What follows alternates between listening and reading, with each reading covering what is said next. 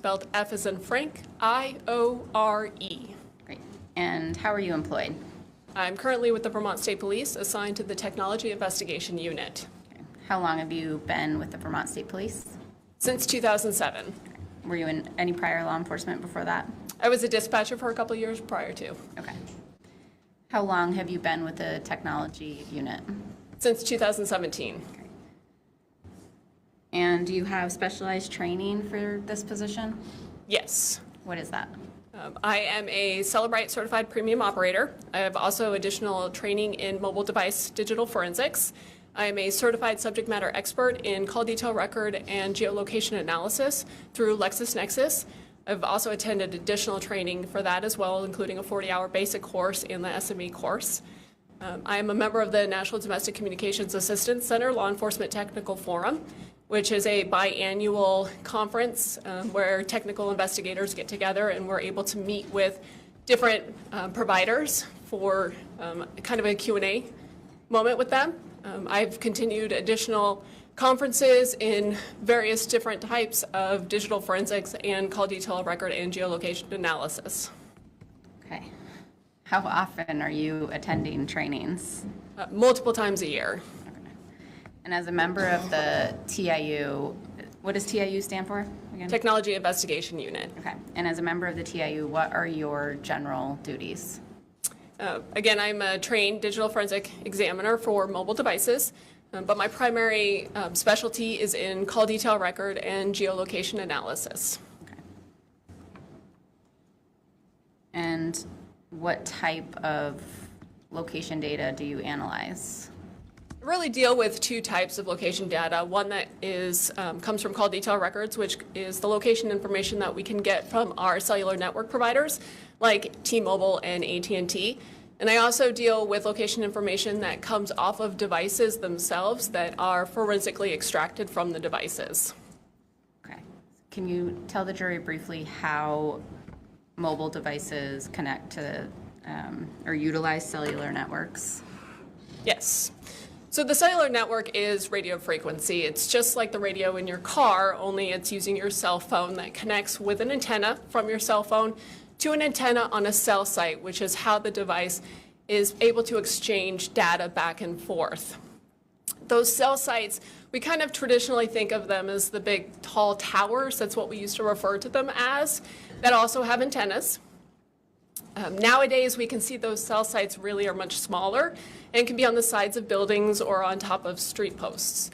The device is always communicating with the cellular network, and that's really designed so that when a user wants to do something on their cell phone, like make a phone call or send a text message or check the latest TikTok video, that phone is already connected to the network and can do what it's asked to do, and the user doesn't have to wait for that to happen. So as part of making sure that that occurs, the cell phone is always making sure it knows where the best serving cell site is, and the cellular network is always making sure it knows where the cell phone is so that it can provide the best network. When a cell site isn't providing that best quality signal, then it's going to hand off to another cell site which is going to provide that best quality signal. Okay, so someone doesn't have to actually be using their phone in order for their phone to be communicating with these towers. Is that accurate? Correct. Okay. Can you explain to the jury what a call detail record is, a CDR? So call detail records are business records. It's data and records that the cellular network providers are going to keep in the course of their regular business needs. They do it for a couple of reasons. At a most basic level, it's so that they know what they're billing their subscribers for. How many phone calls did they make? How many messages did they send? At a more advanced level, they're actually using these records because they are assessing where the devices are on the network all the time, and that's called ranging data. We refer to it as distance to tower. And those records are engineering records so that they can constantly assess how the network is performing. Okay. So is there location data that comes from the carrier that is separate from the records that you get from the actual device? Yes. Okay. And what are some examples of that? So what we get from the call detail records are going to be the cell site connections, what cell site was utilized in order to complete an action. And we know where those cell sites are because we get a cell site list from the carrier. The device itself is actually also trying to know where it is at all times, and that's to enhance the user experience. So take, for example, an iPhone. That device is always going to know where it is in space, if you will, so that when the user wants to do something like check the weather in their hometown, it already knows where it is. It doesn't have to wait for that device to figure it out, and then it can load up that right now it's in Burlington, Vermont. From that, there's also additional location information that can come off the phone because it's taking all of that raw location information that we call cached locations, and it's interpreting it, and it will start to apply kind of categorical information to it. For example, all of the raw location information might be here at the courthouse right now. So an iPhone might say, well, this is a significant location to me right now because I haven't moved. I've stayed at the courthouse. It also might interpret where a car is parked, even if that car or that device is not connected with a car. Based on the totality of the information, it might say, well, I was driving and now I'm stopped and therefore a car was parked somewhere. Okay. So just as that last example you gave, if somebody has parked, when you go back in, it'll actually tell you where you parked your car. Is that right? Yes, you can see some of that information within the settings of the device. Okay. So then how do you analyze this data once you receive it from the carrier? So I use a program that's called LexisNexis Accurate Tracks, and I'm able to take the different types and the different sources of location information and process it using this tool. And what this tool does is it creates a map that I can use Google Earth, which is pretty standard on everybody's computer, to be able to navigate through the location information from the different sources. In order to do that, I need those cell site lists that I can get from the carrier so I know where the cell sites are located at. Once I've created those maps, excuse me, I'll validate it to make sure that it's been processed correctly and everything's showing correctly. And then when I conduct my analysis, I'm really kind of looking for a couple of things. I'm looking for how that device is utilizing a cellular network, patterns that it's displaying, times when it's moving versus times when it's not. And that's all conducted through looking at maps. Okay. And before we get to this particular case, have you been qualified as an expert in geolocation analysis and CDR call detail records in Vermont? Yes. Okay. Judge, the state would move to qualify her as a subject matter expert. I'll do it if there's no objection. There's no objection. Thank you. Thank you. Okay, so did you do a geolocation analysis in this case? Yes. And what was the time frame that you were analyzing? I primarily focused in on October 15th through the 19th. Okay. And why did you focus on those days?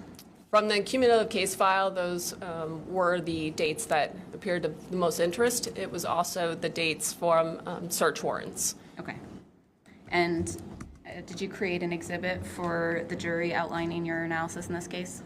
Yes. Okay. And is this it? Yes. It's marked as States 115. Judge, the state would move to admit States 115. Objection. State 115 is admitted without objection. And States 126 is the final stipulation for the court to read.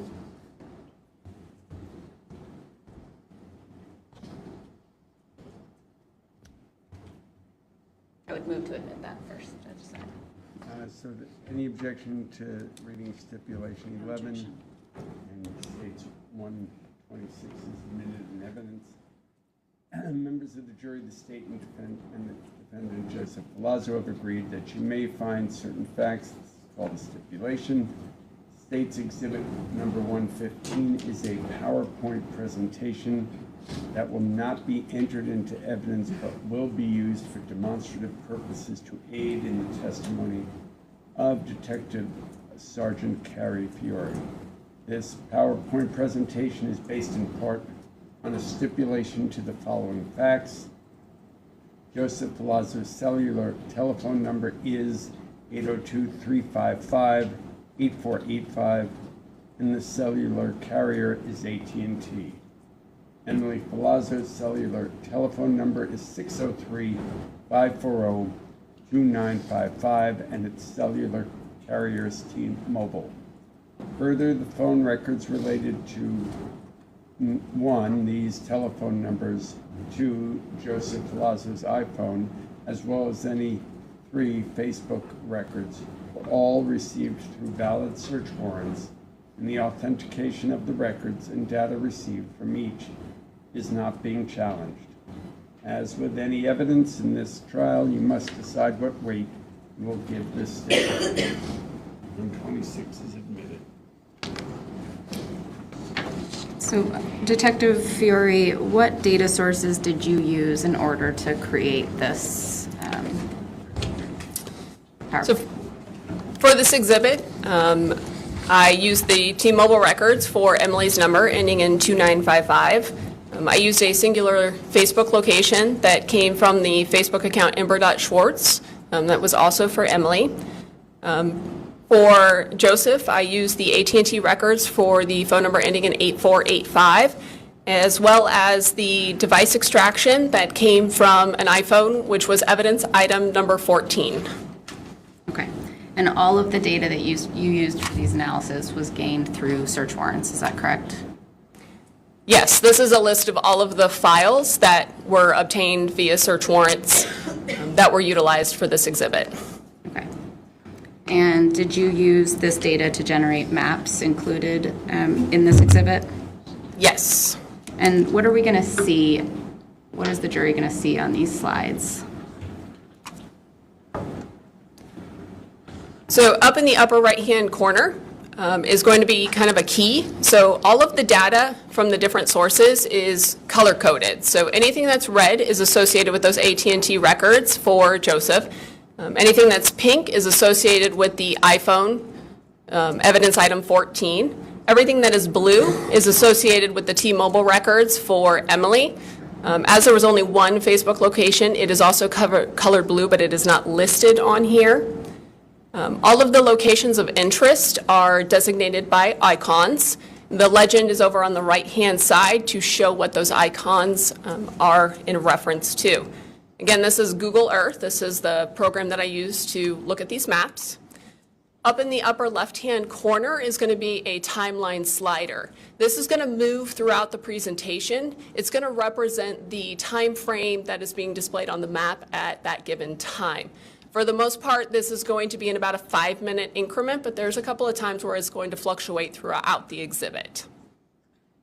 Okay.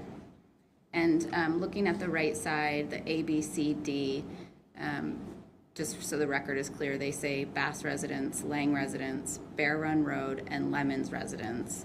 How were those determined to be locations of interest?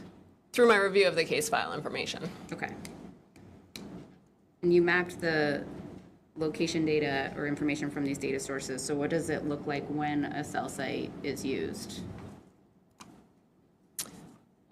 So down at the bottom of the screen is a snippet of what the original record looks like. This particular one is from the AT&T records that we can see because it's designated by the red in color.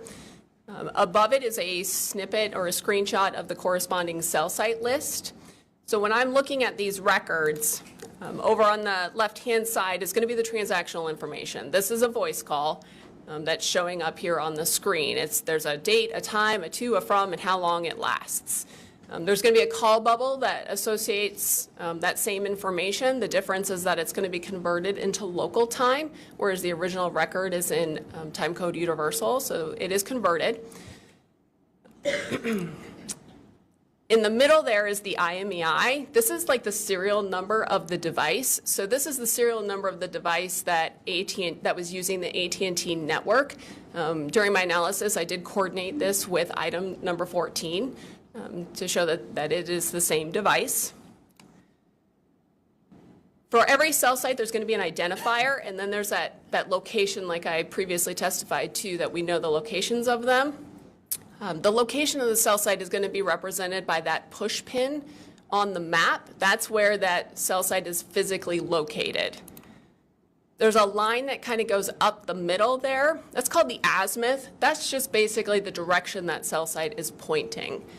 These cell sites are pointed in, if you imagine like a clock, they're pointed at an orientation that's in degrees.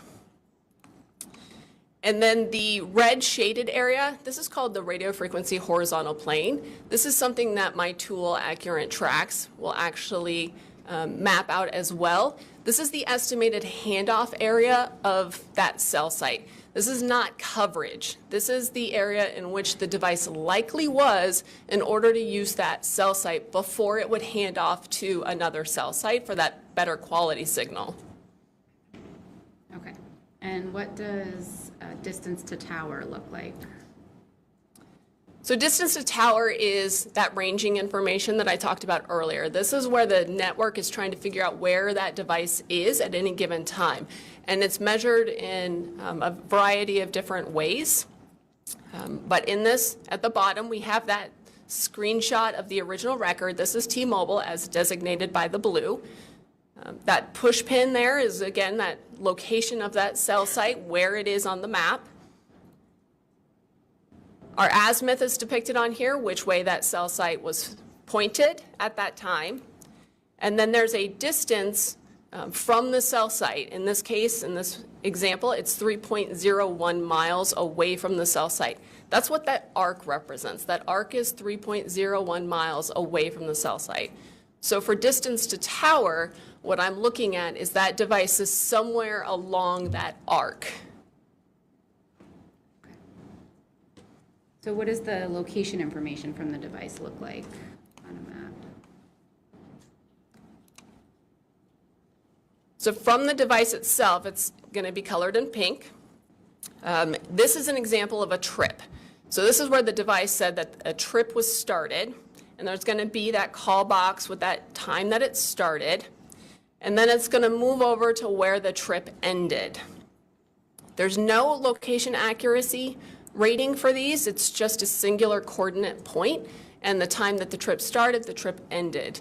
With these trips, there typically is going to be a significant location visit that corresponds with it. And that is the device saying that I was in this location from this time to this time. So there's a start and an end to the significant locations. There's going to be a couple other types of location information that came from the device, but it's going to look the same. It's going to be a dot on the map.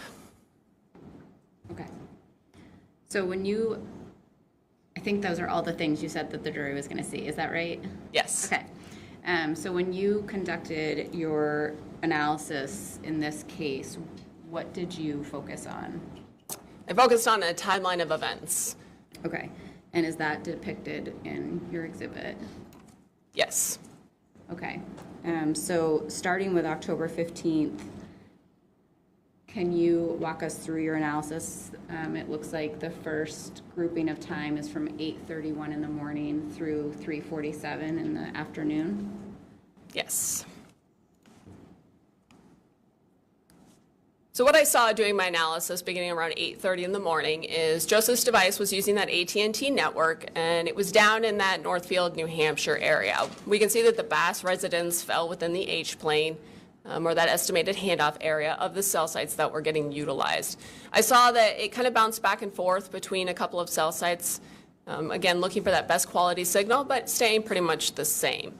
Emily's device had that distance to tower, and in this example here, when it's happening, this is about 11:37, the distance to tower actually crosses. And when I see that, it's called multilateration, the device is somewhere in close proximity to where that device is crossing at. And I saw that that happened in near proximity to the Bass residence. As I continued my analysis, I saw that kind of a pattern emerged between these devices and how they were utilizing their respective cellular networks. Joseph's device kind of was bouncing around the same ones. Emily's device was bouncing around the same ones. About 12:41 is when the evidence item 14, or Joseph's iPhone, started a trip. And that was in close proximity to the Bass residence. There's no location accuracy for that one. It's just that coordinate location. as my analysis continued through, I could see that there was a change in cell site locations for Joseph's device. Emily's device kind of stayed in that same area, but we had that trip stop, or that trip end, for Joseph's iPhone.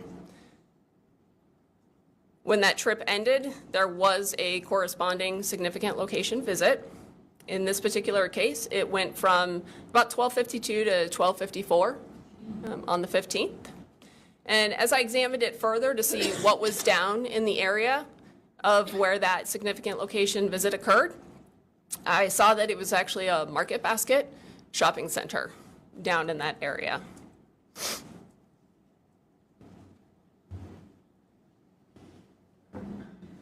So after that significant location visit ended, a new trip was started.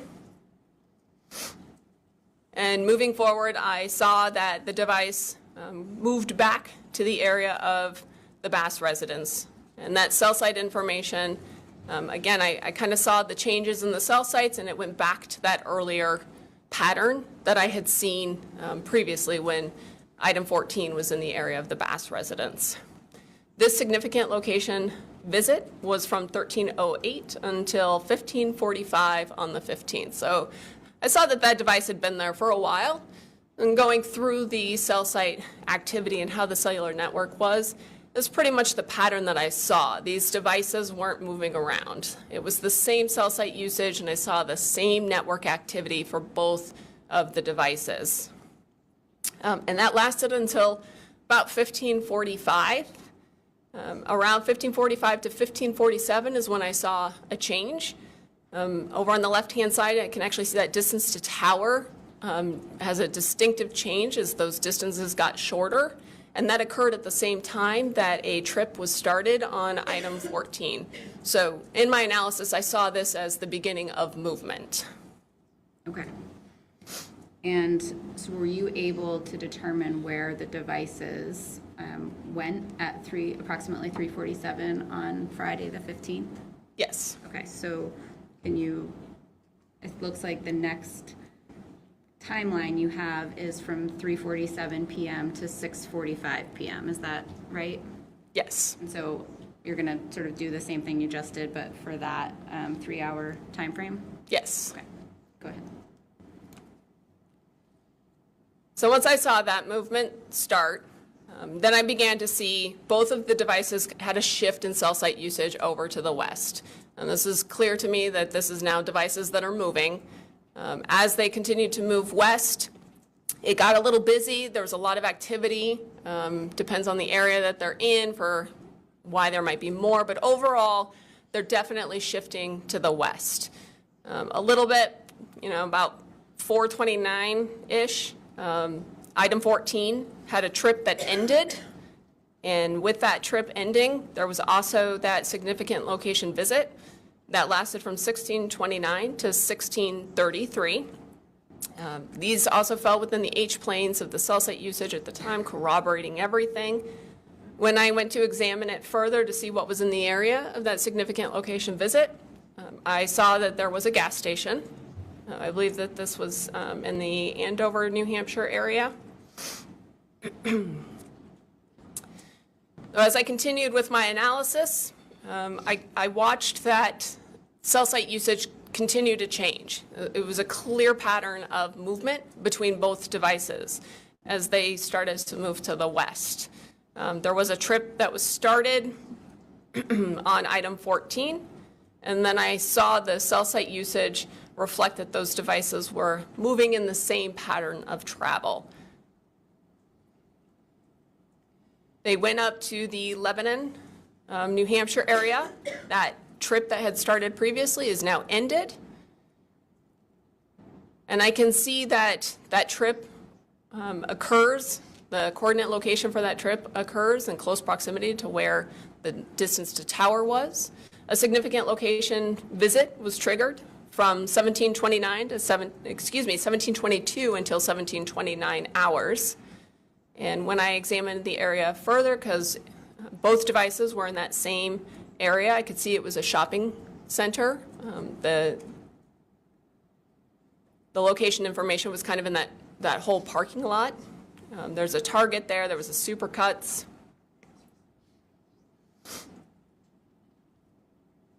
So that significant location visit continued for a couple more minutes. And I could see that the distance to tower for Emily's device was still maintaining that same area.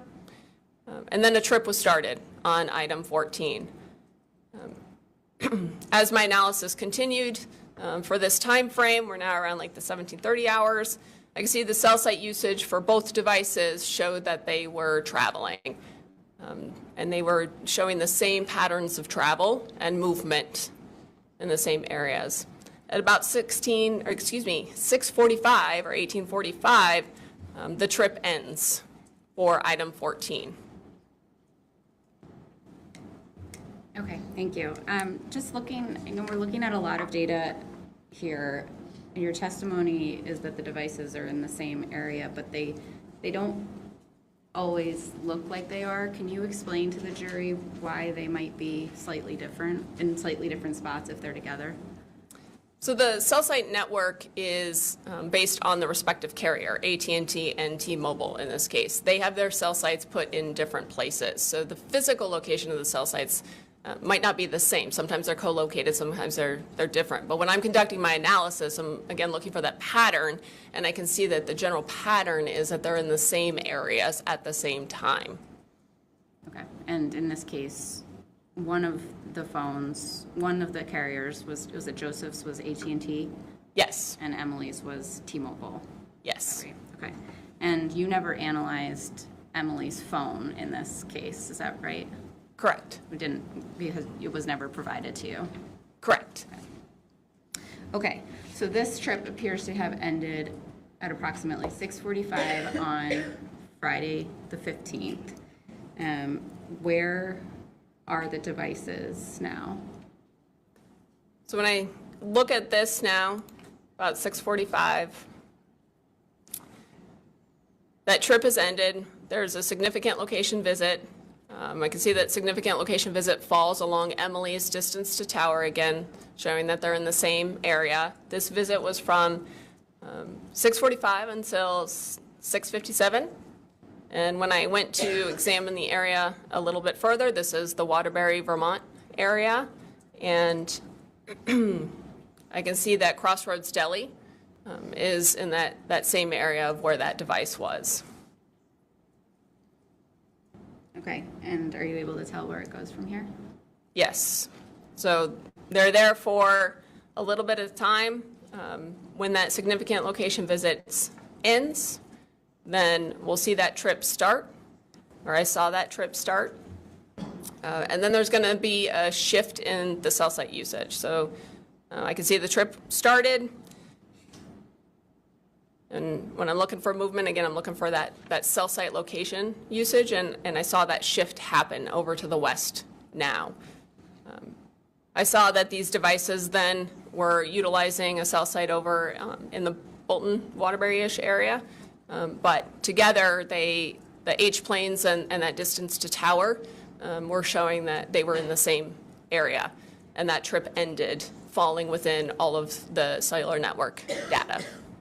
Okay, and we see that there is a C in the kind of middle of this red space, and that is Bear Run Road, is that correct? Yes. Okay. Were you able to, do you have anything else on that point? Yes. Okay. So at about 1919 is when that trip ended and that significant location visit started. When I start to look in further, I can see that falls along Bear Run Road. That significant location visit for Joseph's device went from 1919 on the 15th until 12:04 the next day on the 16th. So overnight hours. And what happened with the devices in the area of Bear Run in that time frame? So they kind of kept showing the same cell site usage throughout the evening.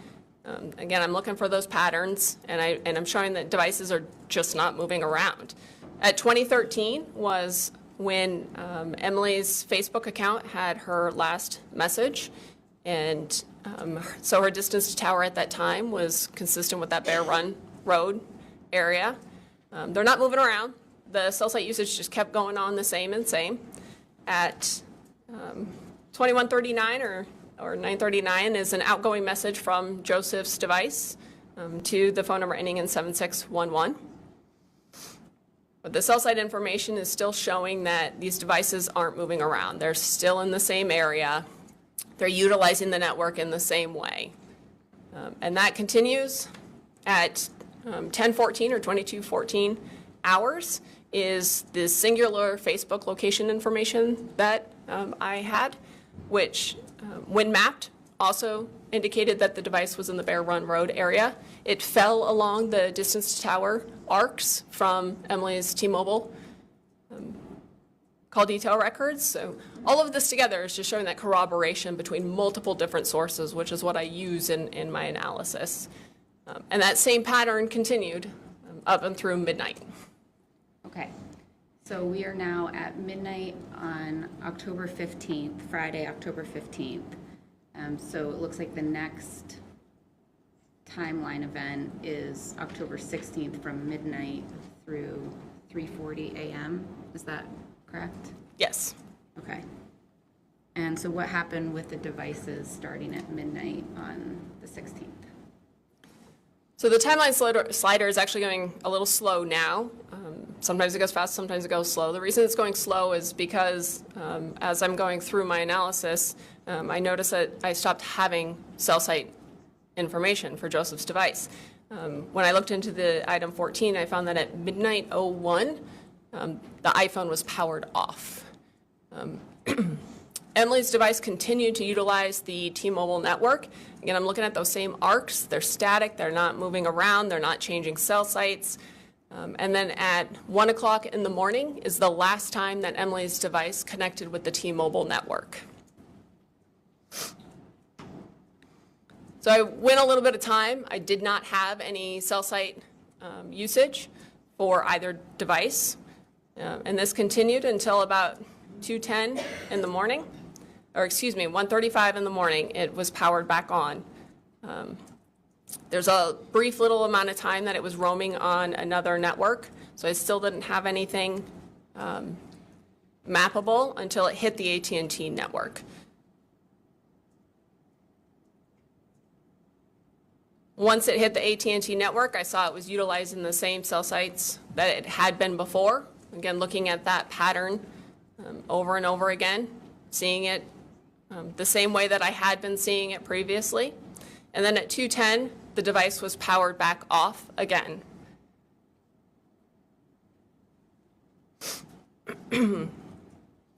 So once it gets powered off, I have nothing mappable. That device is not communicating with the network.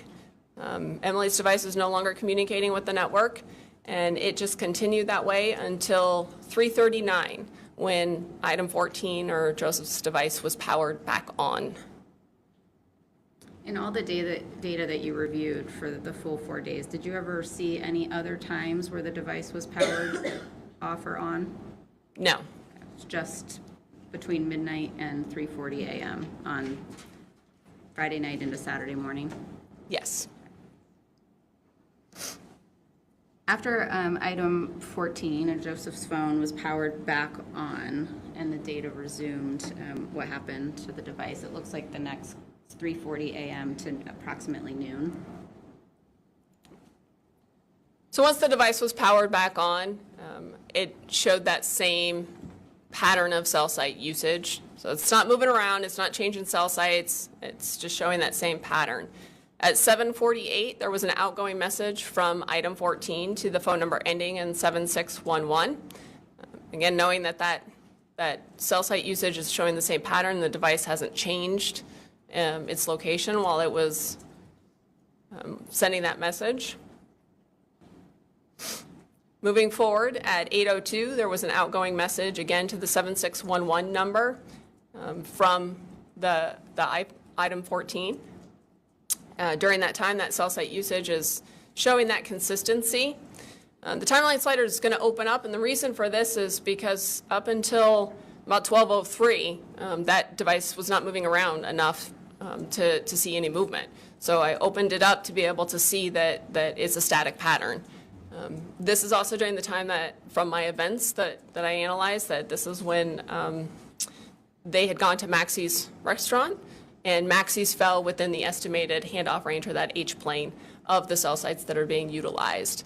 But there's not enough information for me to be able to narrow down the specific location of the device at this time. It's just that H-plane. Okay, so from your next timeline is around noon on the 16th, Saturday the 16th through 7 p.m. Can you tell the jury what the device was doing during that time? So at about noon 03 is when I started to see movement. There was a trip that was started from item 14. And then I saw that the cell sites that get utilized are going to shift. And I'm going to see that movement as they kind of move up towards the Franklin County area. And that trip is going to end. Again, that was during my analysis, a clear change from that static pattern of cell site usage to that movement. The significant location visit that happens is from 1301 until 1906, and I saw that occurred in near the location B, which is the Lang residence. So that device was there for several hours at the Lang residence. So during my analysis then, I started to look to see what the network activity was during that time. And I could see that pattern start to emerge again of just kind of the same cell site usage over and over again. At 109 or 1309 is an outgoing message to Emily's number from item 14. And I could see, again, that cell site usage now. That H-plane encompasses the Lang residence. So everything's kind of corroborating itself. There was an outgoing message to Emily's number at 120 or 1320.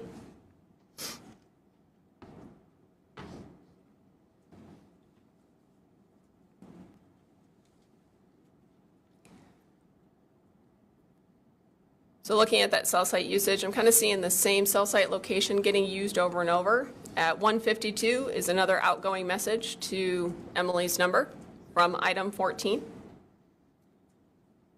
And it's designated in pink to show that that is the source of that information.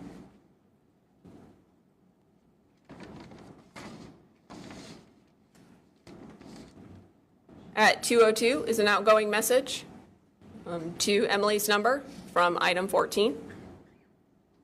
And I haven't seen during this time while I was doing my analysis, I didn't see a change in cell site usage. There's a second message to 2955 at 202 to Emily's number. I'm seeing that same cell site usage reflective of the Franklin County area. I don't have anything more specific at this point, but I do have that significant location visit. At 209 is an outgoing call from Joseph's number to Emily's number. See that device is just utilizing that same cell site location. It's covering the Franklin County area. I knew from the significant location visit that the phone thought it was still in the same place. At 235 was an outgoing call to Emily's number from Joseph's number.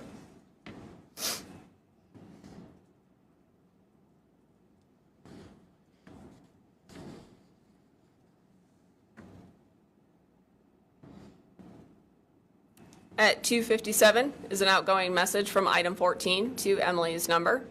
And that cell site usage is showing that same pattern. I know that significant location visit is still in effect right now. So that device is not moving around.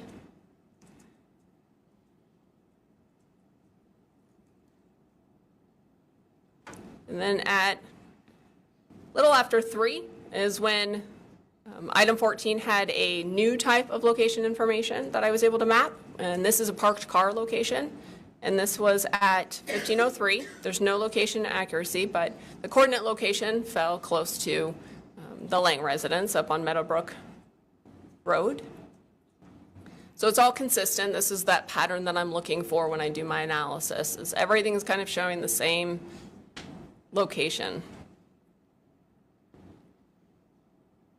The timeline slider kind of speeds up now because it's just the same pattern over and over and over again. And then at 6:55 is an outgoing call from Joseph's number to Emily's number. Around that same time is another parked car location. So that iPhone thought that it had a parked car location. I can see that coordinate point fell within the H-plane of that voice call, and it is near the Lang residence. And then kind of moving forward in time, from item 14, I also saw some pictures that were taken, and the data from the pictures, it's called the EXIF data, show that they were created on the 16th at 1859 or 6:59, and they were of tattoos. Okay, thank you. Does the device, so this is ending at 6:59 p.m. on Saturday night, does the device stay at the Lang's residence overnight, or does it move again? It moves. Okay, so where does the device go next? It looks like you have 6:59 p.m. to 8:38 as the next group. Yes. Okay. Go ahead.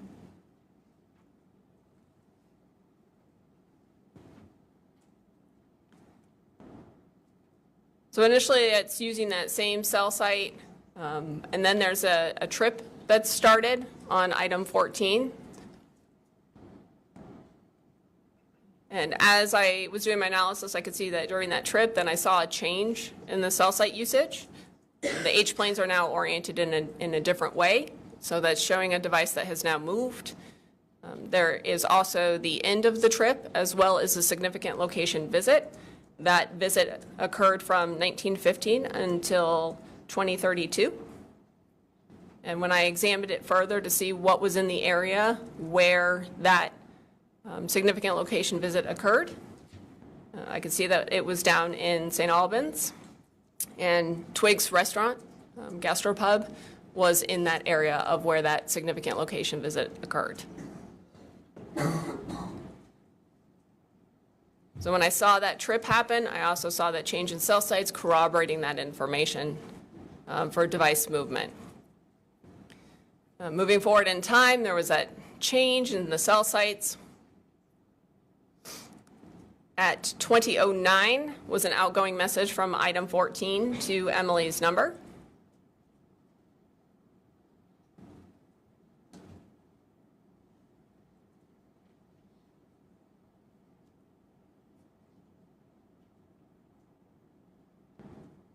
And then when that significant location visit ended, a new trip was started for item 14.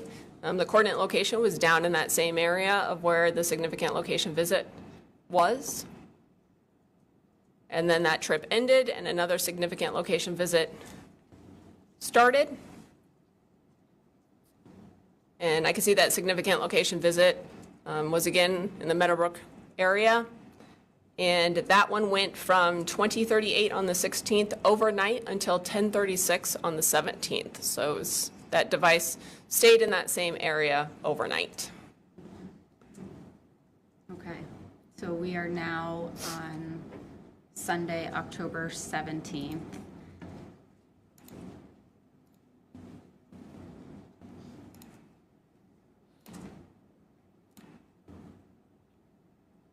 And is there a text message from Joseph's phone to Emily's the next morning? Yes. So at 8:37, that device was using that same cell site that I saw in the overnight hours, consistent that it hadn't moved. And then moving forward to 8:45 in the morning is an outgoing message from item 14 to Emily's number. And that text was sent while at the Lang's area of the Lang's residence. Is that correct? The significant location visit was still in the area of Meadowbrook. Okay, and at some point, did the device start to move away from that area? Yes, What time did that occur? around 10:36. Okay. So it looks like the next block of time is 10:36 to 12:04? Yes, So 10:36 a.m. until around noon on Sunday, October 17th. yes. Okay. Tell the jury what happened with the device in that time. So at 10:36 is when a trip was started from item 14. And through my analysis, I could see that that device then traveled south based on the cell sites that were utilized. It left the Franklin County area, traveled south, and went down into the Burlington area. And I could see those cell sites started to kind of congregate in the Burlington area. The trip ends, and then a significant location visit was initiated. When I looked a little bit further, I could see that significant location visit fell within the H-plane of the cell sites that were getting utilized. This visit went from about 11:14 until 11:58 in the morning. And when I examined it further to see what was down in that area, it was Burlington area. And I could see that Muddy Waters was in that area of where that significant location visit occurred.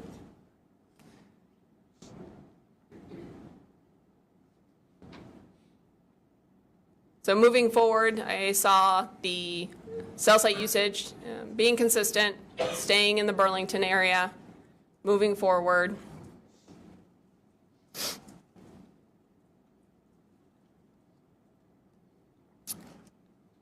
And then when a trip ended and another significant location visit started, it was a couple streets over, but still in the Burlington area. And this this visit lasted from 12:04 until 13:19 on the 17th. And when I went to look further to see what was in the area of where this significant location visit was, I could see that Henry's Diner was in that area.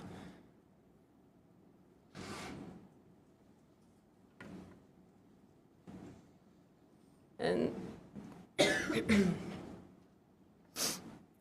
so overall, while the device was down in the Burlington area, those locations that came out of item 14 were consistent with the cell site usage.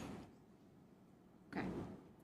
And at some point, does the device leave the Burlington area? Yes. And which direction does it go? It actually went to the South Burlington area. Okay. And then does it eventually go back up towards St. Albans? Yes. Okay. And what time does that trip start? At 14:03 or 2:03. Okay. So the next block of time is 2:03 p.m. through 8:12 p.m. on, again, Sunday, October 17th. Is that correct? Yes. Okay. So if you could take us through starting at 2:03 p.m. So at 2:03 is an outgoing message to Emily's number from item 14. I've got cell site usage down in the South Burlington area.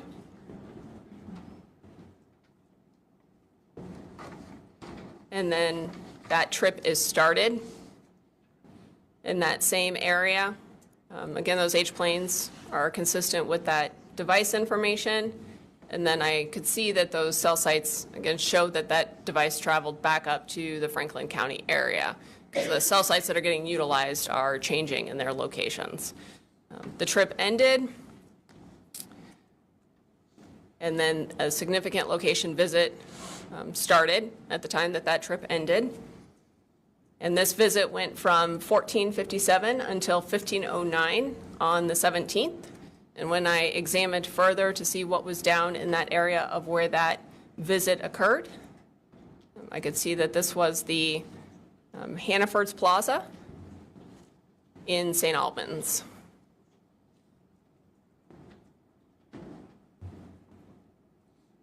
And so again, I could see that that visit fell within the H-plane. So everything is showing corroboration between the different sources of location information. A new trip was started. or will be started. And I can see those H-planes there. That cell site information starts to change. There's a shift. And then it goes over, kind of cell sites over on the eastern side. That trip is ended. And a significant location visit is initiated. And that significant location visit, again, is down on Meadowbrook. And this visit lasted from 1520 on the 17th until 1532 the next day on October 18th. Okay, so during that time frame, the device is not moving. The cell site activity was repeated. Okay, is anything happening time. on the phone during that time? Yes. So as we move forward in time, at 7:59 to 8 o'clock, there were actually 3 outgoing calls from Joseph's number to Emily's number, as well as an outgoing message to Emily's number from item 14. That cell site usage is the same as what I had seen previously. So it's just using the same cell sites over and over again. And then at 8:12 was an outgoing message from item 14 to Emily's number.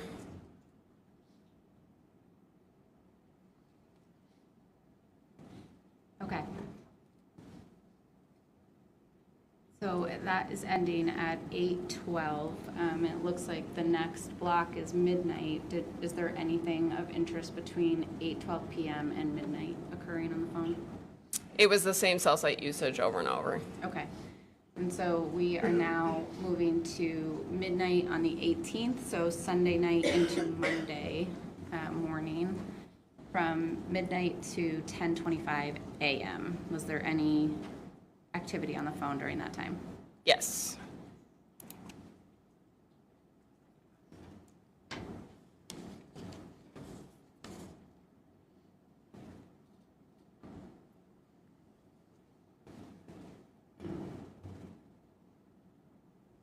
So at midnight 05 on the 18th is an outgoing message to Emily's number from item 14.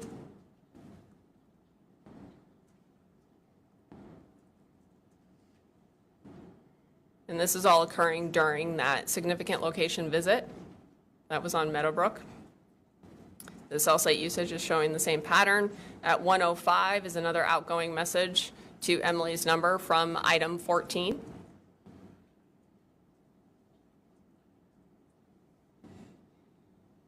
And then moving forward, again, I saw the same cell site usage, and I say that over and over again because these are the patterns that I look for in my analysis. At 4:09 and 4:10 are outgoing voice calls from Joseph's number to Emily's number. They're utilizing those same cell sites. That pattern continued.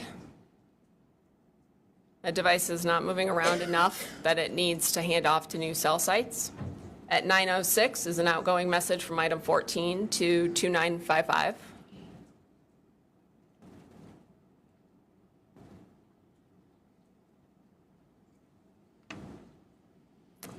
Also at 9:06, a couple seconds later, was an outgoing voice call from Joseph's number to Emily's number.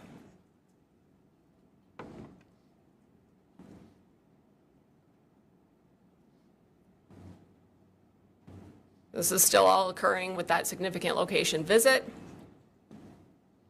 That was still going on. At 10:25 is an outgoing message to Emily's number from item 14. Okay, is that the last, in that span of time, is that the last activity? Yes. Okay.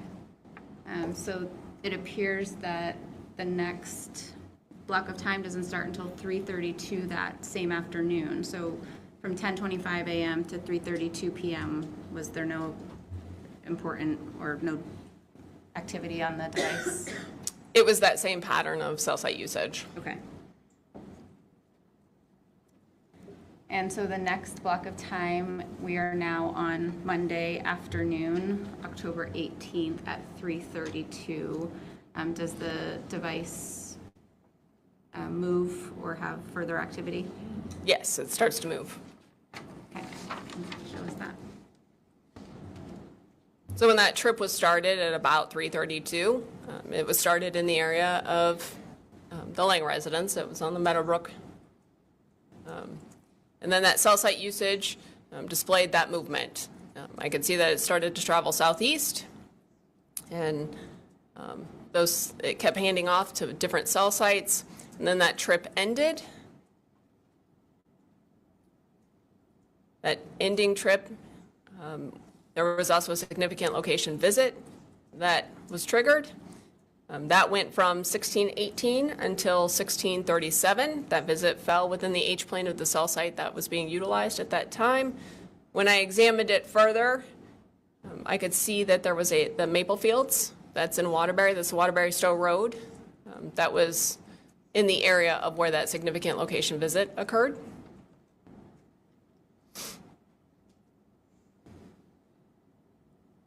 When that significant location visit ended,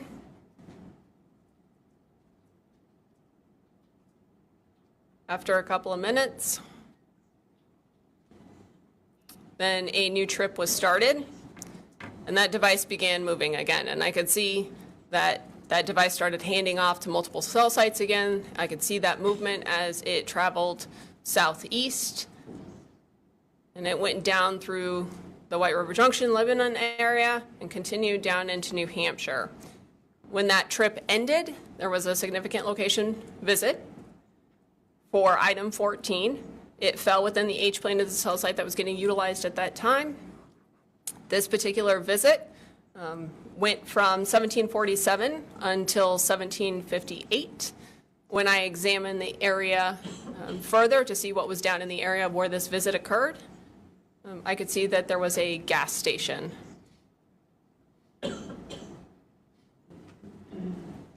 Down in this area. So that movement pattern was pretty clear to me. Definitely a change from that static pattern that I had seen earlier. And all of my data was being corroborated. The device then started to move again. And as I watched those cell sites start to move and hand off, there was another device location information that's going to pop up that falls within those H-planes. And that is sourced to Find My on the iPhone. It is not a stationary event like a parking event or a significant location visit. It's just a latitude and longitude that is sourced to the Find My. So the device ended up traveling over towards that Northfield area, getting into the general area around 625. And then it continued to utilize multiple cell sites. And then at about 6:35 is when I started to see the cell site pattern that I had seen back on the 15th, when that device was in the area of the Bass residence. And that was the pattern that stuck out to me. That lasted up until about 8:15 is when I saw a change in that pattern occur. And then there was a new item 14 location information that occurred.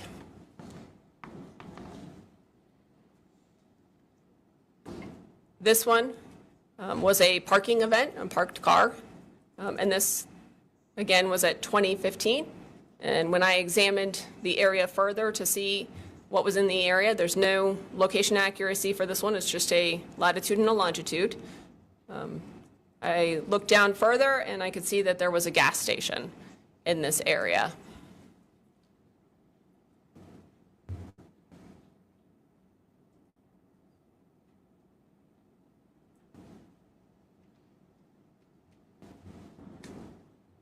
Okay, so this is still, we're back around 8:15 p.m. In the area of the Bass residence, is that correct? It had moved away. The pattern had changed, and that parking car location was in the area of the gas station at 8:15. Okay, so it looks like you have a next timeline of 8:15 through 11:19 p.m. Was there significant activity during that time? Yes. Okay. And did the device stay in New Hampshire or did it leave? It began to travel and move. Okay, so you can show us that.